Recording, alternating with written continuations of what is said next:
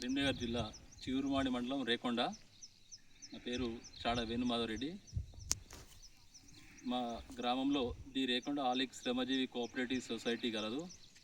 ఇందులో నుండి మేము పిండి బస్తాలు కానీ, క్రిమి సంహారక మందులు కానీ, విత్తనాలు కానీ కొనుగోలు చేసుకుంటూ మా యొక్క వ్యవసాయాన్ని కొనసాగిస్తున్నాం. ఇందులో భాగంగా గత సంవత్సరం యూరియా కొరత వలన ఇక్కడికి వచ్చినటువంటి యూరియా నాకున్నటువంటి 15 ఎకరాల వ్యవసాయ భూమిలో యూరియాను లైన్లలో నిలబడి ఆ యూరియా కొరత వలన అందక చాలా ఇబ్బందుల పాలవడం జరిగింది. దానికి అనుకూలంగా ఇఫ్కో వారి నానో యూరియాను ఆ యొక్క సొసైటీలో తీసుకొని నాకున్నటువంటి 15 ఎకరాల పొలంలో 20 రోజుల తర్వాత, నాటు వేసిన 20 రోజుల తర్వాత పురుగు మందులో కలిపి పిచికారీ చేస్తే బాగా పనిచేసింది. అంతేకాకుండా రోగ నిరోధక శక్తిని కూడా పెంచుతుంది.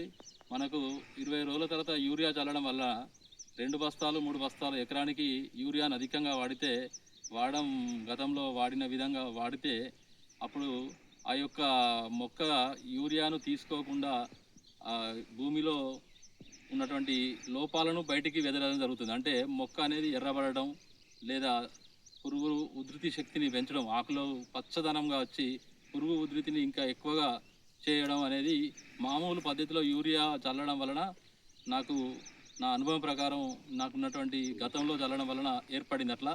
కానీ ఈ నానో వాడిన తర్వాత నేను గమనించింది ఏంటంటే పురుగు అనేది తక్కువ వచ్చింది. మొగి పురుగు అనేది అందులోనే కలిపి వాడిన తర్వాత చేను అనేది బాగా పచ్చదనం కాకుండా, ఎక్కువగా ఆకు ఇట్లా రిబ్బలు రాకుండా ఒక మోతాదులో పెరిగి, మొన్న వచ్చినటువంటి అధిక వర్షాలకు కూడా వరి కోత టైంలో వానాకాలం సీజన్లో బాగా వర్షాలు వచ్చినాయి. ఒక్కొక్క చేను దాదాపుగా పడిపోవడం జరిగింది. కానీ నా ఫీల్డ్ మాత్రమే, నాకున్నటువంటి 15 ఎకరాల్లో నేను వాడిన యూరియా వాడడం వల్లనే చేను పడిపోకుండా పక్క వాళ్లకు నాకు డిఫరెన్స్ అనేది బాగా కనబడ్డది. అందరూ కూడా నువ్వేం వాడినావు అనే రకంగా, ఏమి వాడితే ఇట్లా ఉంది అనేది రకంగా కూడా అడగడం జరిగింది. అంటే నానో వాడడం వల్ల ఏంటంటే కర్ర అనేది గట్టిగా వస్తుంది. నానో యూరియా వలన పురుగు ఉధృతిని తక్కువ చేస్తుంది, రోగనిరోధక శక్తిని పెంచుతుంది, మొక్కకు కావాల్సినటువంటి పత్రధనానికి ఆకుపచ్చగా రాకుండా ఎంతైతే కావాలో అంతనే తీసుకుంటుంది, భూమి కూడా కలుషితం కాకుండా ఉంటుంది. మనం ఎక్కువ యూరియా వాడడం వలన, మోతాదు కంటే ఎక్కువ వాడడం వలనే యూరియాను వాడడం వలన భూమి అనేది కలుషితమైపోయి పురుగు ఉధృతిని పెంచుతూ రోగనిరోధక శక్తి తక్కువ చేస్తూ మనకు ఆకులు ఈ అగ్గి తెగులు కానీ, లేకపోతే మెడ ఇరుపు కానీ, ఇంకా ముయ్యర ఉన్న దోమ కానీ, ఇవన్నీ రావడం అనేది ఉధృతిని యూరియా వలనే భూమి కూడా కలుషితమైపోతుంది. నెక్స్ట్ వచ్చే పంటలో కూడా మనకు ఈ యొక్క లోపం అనేది కనబడుతుంది.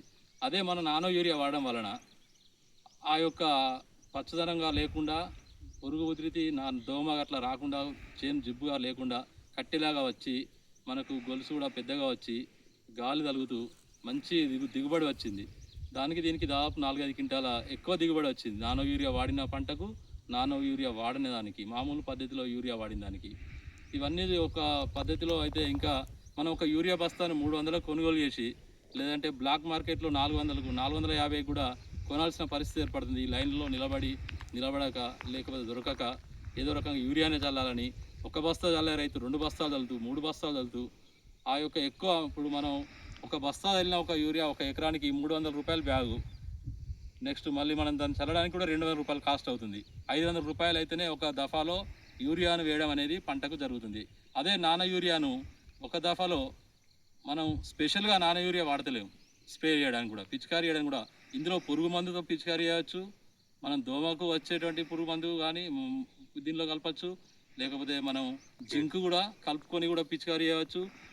నెక్స్ట్ గడ్డి మందులో కూడా దీన్ని కలుపుకొని కూడా మనం పిచికారీ చేయవచ్చు. అంటే ఇది మనం ఎట్లాగో స్ప్రే చేస్తున్నాం, ఆ స్ప్రే చేసే మందులో ఈ 220 రూపాయలు ఒక బాటిల్ తీసుకొని స్ప్రే చేస్తే యూరియాను తగ్గించడం అవుతుంది. మనం ఇంకా రోగనిరోధక శక్తిని కూడా తట్టుకునే శక్తి వస్తుంది. గాలి వచ్చినప్పుడు పడిపోకుండా ఉంటుంది. దోమ వలన కానీ, పురుగు వలన కానీ కాపాడుకునే శక్తి ఉంటుంది. అధిక దిగుబడిని కూడా తీసుకునేటువంటి ఫలితాలను పొందుతున్నాం. ఇక రాబోయే కాలంలో కూడా మనకు యూరియా కొరత చాలా ఉంటుంది. ఎందుకంటే యూరియాను ఒక బ్యాగుకు మనకు 2200-2300 సబ్సిడీతోని సెంట్రల్ గవర్నమెంట్ మనకు ప్రొడ్యూస్ చేస్తుంది. అట్లాంటి 2500 2300 భరించుతుంది, కానీ కేంద్రం ప్రభుత్వం భరిస్తుంది కాబట్టి యూరియాను మనకు తక్కువ చేయడానికి ఎక్కువ వాడుతున్నాం, మళ్ళీ మోతాదుకు మించి వాడుతున్నాం కాబట్టి ఆ యూరియాను కంట్రోల్ చేస్తూ మనకు కూడా సబ్సిడీని ఎత్తేయడానికి ప్రయత్నం చేస్తుంది కాబట్టి మనం నానో యూరియాను వాడుకుంటూ అధిక పంటను తీసుకుంటూ మంచిగా ఫలితాలను పొందొచ్చు. ఇంకా ఈ నానో యూరియాను సైంటిఫిక్గా వాళ్ళు సైంటిఫిక్ రీసెర్చ్ చేసిన తర్వాతనే మనకు బయటకు పంపించారు.